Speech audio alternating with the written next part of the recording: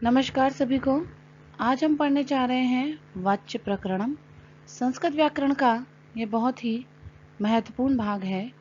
इसी के बारे में आज हम इस वीडियो में देखेंगे।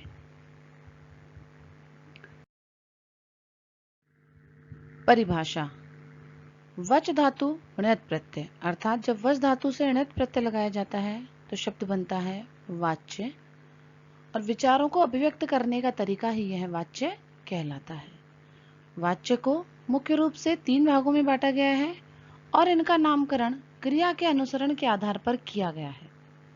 अर्थात जो क्रिया जब कर्ता के अनुसार चलती है तो कर्तृवाच्य, कर्म के अनुसार क्रिया चलती है तो कर्मवाच्य, और जब भाव के अनुसार क्रिया चलती है तो वह भाववाच्य कहलाता है।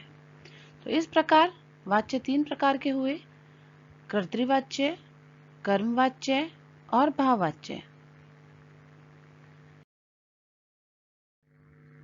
जैसा कि हमने कहा कि कर्तृवाच्य क्रिया के आधार पर निर्धारित किया गया है कि क्रिया कर्ता के अनुसार चलती है। इसके कुछ नियम हैं। उन नियमों को हम निम्न बिंदुओं से समझते हैं। कर्ता में प्रथम विभक्ति होती है और कर्ता प्रधान होता है। कर्म में द्वितीय विभक्ति और क्रिया कर्ता के अनुसार। तो अगर साधारण वाक्य है अर्थात कर्तृवाच्य है संस्कृत में, तो उसमें हम कर्ता में सदैव प्रथमा ही लगाते हैं क्योंकि कर्ता प्रधान कहलाता है। कर्मणि द्वितीया के नियम से कर्म में सदैव द्वितीया होती है और क्रिया हमेशा कर्ता के अनुसार चलती है। कर्ता यदि एक वचन है तो क्रिया एक वचन, द्विवचन है द्विवचन, और बहुवचन है तो बहुवचन, और जिस पुरुष में कर्ता है उसी पुरुष के अनुसार क्रिया चलती है। यहाँ हम उदाहरण देखते हैं। गज है जलम पिबती, गज जल को पीता है। वाक्य में गज कर्ता है, जलम कर्म है और पिबती क्रिया है। जो गज है कर्ता के अनुसार प्रथम पुरुष एक वचन का रूप है। पिबती जो क्रिया है वह प्रथम पुरुष एक वचन का रूप है क्योंकि गजे भी हमारा एक वचन का ही रूप है। इस प्रकार यह कर्तृवाच्य के नियम होते हैं। अब हम कुछ वाक्यों के माध्यम से देखेंगे कि किस प्रकार कर्ता का अनुसरण क्रिया करती है। गजः जलम पिबती, गज जल को पीता है। यहाँ गजः शब्द एक वचन है और क्रिया भी प्रथम पुरुष एक वचन की ही प्रयोग की गई है, पिबती। गजौ जलम पिबतः है। यहाँ गजौ द्विवचन है तो क्रिया भी प्रथम पुरुष द्विवचन की प्रयोग की गई है, पिबतः, अर्थात क्रिया कर्ता के अनुसार प्रयोग की जा रही है। गजाहा जलम पिबती, हाथी बहुवचन है, गजाहा अनेक गज, जलम पिबंती बहुत सारे गज जल को पीते हैं। यहाँ गजाहा बहुवचन होने पर क्रिया भी बहुवचन की प्रयोग की गई है, पिबंती, और जलम कर्म है और कर्म में सदैव कर्तृवाच्य के नियम से द्वितीया रहती है। सह जलम पिबती, प्रथम पुरुष एक वचन में सह का प्रयोग किया जाता है तो प्रथम पुरुष एक वचन की ही क्रिया है, पिबती, तो क्रिया हमेशा कर्ता के अनुसार। त्वम जलम पिबसी, त्वम मध्यम पुरुष एक वचन का कर्ता है तो क्रिया भी मध्यम पुरुष एक वचन की पिबसी प्रयोग की गई है। अहम जलम पिबामी, अहम उत्तम पुरुष एक वचन का कर्ता है तो क्रिया भी उत्तम पुरुष एक वचन की प्रयोग की गई है, पिबामी, और जलम में हमेशा कर्म होने से द्वितीय। तो यहाँ पर जिस प्रकार का कर्ता है उसी प्रकार की क्रिया का प्रयोग किया जा रहा है। गजः जलम पीतवान, यहाँ त्वतु प्रत्यय लगाकर पिब धातु से पीतवान शब्द बना है जो कि पुल्लिंग का है, और गजः शब्द जो है वो पुल्लिंग है, एक वचन है, इसलिए गजः जलम पीतवान यह प्रयोग किया गया है। लता जलम पीतवती, यहाँ लता स्त्रीलिंग है तो तु प्रत्यय से स्त्रीलिंग का ही रूप लगाया गया है क्रिया में, और यह पीतवती शब्द का प्रयोग किया गया है, पीतवती क्रिया का प्रयोग किया गया जो कि लता के अनुसार चल रही है, अर्थात कर्ता के अनुसार चल रही है। इस प्रकार किसी भी प्रकार का कर्तृवाच्य हो, क्रिया हमेशा कर्ता के अनुसार ही प्रयोग की जाती है। कर्मवाच्य के नियम। कर्मवाच्य में जैसा कि हमने बताया कि क्रिया कर्म के अनुसार चलती है। यहाँ इसको 3 नियम है। कर्ता में तृतीया विभक्ति का प्रयोग किया जाता है कि कर्मवाच्य में जो कर्ता होता है वह तृतीय विभक्ति में चलता है। कर्म में प्रथमा विभक्ति, जो कर्म है उसमें प्रथम विभक्ति का प्रयोग किया जाता है और कर्म कर्मवाच्य में प्रधान हो जाता है। क्रिया कर्म के अनुसार ही चलती है, क्योंकि कर्म प्रधान है, कर्मवाच्य है, तो क्रिया कर्म के अनुसार चलती है। उदाहरण, मल्लेन व्यायामः क्रियते। मल्लेन यहाँ पर कर्ता है, व्यायामः कर्म है और क्रियते क्रिया है। व्यायामः के अनुसार, क्योंकि व्यायामः एक वचन है, तो यहाँ प्रथम पुरुष एक वचन का रूप है और क्रिया जो है वो भी एक वचन के अनुसार ही, व्यायामः के अनुसार ही प्रयोग की गई है। इस प्रकार यह कर्मवाच्य का उदाहरण है। अब हम कुछ वाक्यों के माध्यम से देखेंगे कि किस प्रकार कर्म का अनुसरण क्रिया करती है कर्मवाच्यों में। मल्लेन व्यायामः क्रियते। मल्ल के द्वारा व्यायाम किया जाता है। मल्लेन, यहाँ पर व्यायामः शब्द जो है वो एक वचन का है, इसलिए क्रिया भी एक वचन की क्रियते प्रयोग की गई है। मल्लेन व्यायामौ क्रियते। यहाँ पर व्यायामौ द्विवचन है, तो क्रिया भी कर्मवाच्य में द्विवचन की प्रयोग की गई है, क्रियते। मल्लेन व्यायामाः क्रियन्ते। यह व्यायामाः बहुवचन है, तो क्रिया भी बहुवचन की प्रयोग की गई है, क्रियन्ते। और मल्लेन जो कि यहाँ पर करता है, उसमें सदैव तृतीया का प्रयोग किया गया है। तेन व्यायाम क्रियते। तेन व्यायामः क्रियते। यहाँ व्यायामः एक वचन है, तो क्रिया भी एक वचन की क्रियते का प्रयोग किया गया है। मया व्यायामः क्रियते। यहाँ भी मया व्यायामः क्रियते, यहाँ पर भी एक वचन है व्यायाम, तो क्रिया एक वचन की ही प्रयोग की गई है। और तव्या व्यायामः क्रियते। तुम्हारे द्वारा व्यायाम किया जाता है, यहाँ पर भी क्रिया एक वचन की ही प्रयोग की गई है। और यदि हम इसको कर्तृवाच्य के अनुसार देखते तो तेन, यहाँ पर यदि सह होता तो प्रथम पुरुष की क्रिया होती, मया के स्थान पर यहाँ पर अहम होता तो उत्तम पुरुष की क्रिया होती, और तव्या के स्थान पर यदि यहाँ पर त्वम होता तो यहाँ पर भी मध्यम पुरुष की क्रिया का प्रयोग किया जाता।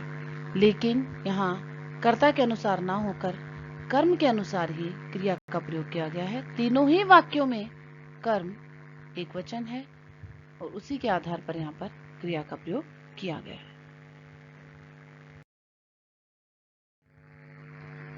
भाववाच्य। अब हम भाववाच्य को इस प्रकरण में आगे पढ़ेंगे। भाववाच्य के नियम। कर्ता में तृतीय विभक्ति होती है। भाववाच्य में कर्ता में सदैव तृतीय विभक्ति होती है। भाववाच्य के वाक्यों में अकर्मक धातुओं का प्रयोग किया जाता है, अतः कर्म उपस्थित नहीं होता।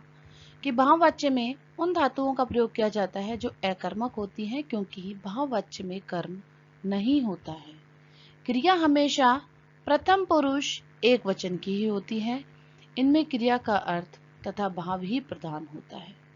क्रिया सदैव प्रथम पुरुष एक वचन की प्रयोग की जाती है, क्योंकि यहाँ पर कर्म नहीं होता और कर्ता में तृतीय विभक्ति होती है, और क्रिया का अर्थ और भाव ही प्रधान होता है। जैसे उदाहरण है, तेन हस्यते। यहाँ तेन कर्ता है और हस्यते क्रिया है।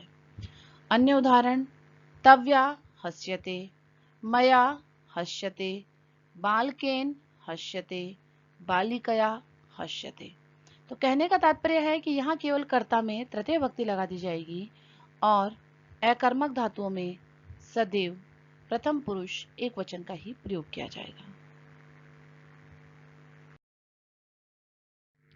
वाच्य में धातु के रूप में परिवर्तन कैसे करें। हमारे सामने एक समस्या आती है कि हम इसके धातु रूप का प्रयोग कैसे करें, उनमें परिवर्तन कैसे करें। तो कर्तृवाच्य में सामान्य धातु रूप से ही प्रयुक्त होते हैं। तो कर्तृवाच्य में तो हम सामान्य धातु रूपों का प्रयोग करते हैं, लेकिन कर्मवाच्य और भाववाच्य में प्रयोग हेतु हम निम्नलिखित परिवर्तन कर सकते हैं। मूल धातु के साथ यह जोड़ देते हैं। जो मूल धातु होती है उसके साथ हम यह जोड़ देते हैं। अंत में एते, यदि एक वचन है तो हम उसके अंत में अते, यह के साथ में यह हलंत है तो उसके साथ में अते। यदि द्विवचन होता है तो एते, और बहुवचन होता है कर्म तो अंते जोड़ देते हैं। जैसे पठ, यह अते, पठ्यते, यह एक वचन में चलेगा। पठ्य एते, पठ्येते ये द्विवचन में चलेगा, और पठ्य अन्ते, पठ्यन्ते यह सदैव बहुवचन में चलेगा। तो इस प्रकार हम क्रिया में भी परिवर्तन कर सकते हैं।